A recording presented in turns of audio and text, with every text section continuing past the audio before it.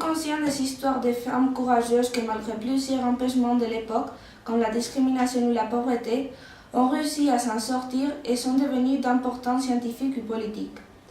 Elles ont toutes obtenu beaucoup de reconnaissance grâce, par exemple, à leurs découvertes ou à leur idéologie. Cependant, on n'évalue pas suffisamment l'effort que beaucoup de femmes font chaque jour pour mener leur famille de l'avant. C'est pour cela que je veux rendre un petit hommage à ma tante.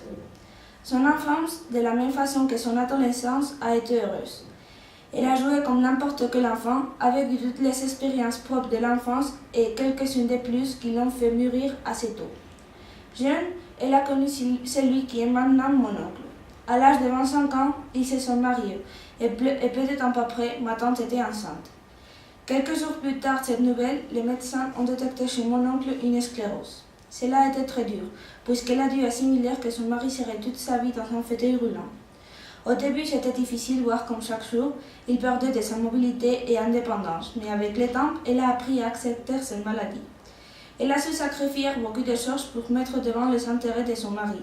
En plus, elle a pu soigner son enfant et aider son mari avec optimisme et un grand sourire. Et bien que maintenant il soit totalement dépendant d'elle, ma tante est avec lui parce qu'elle l'aime.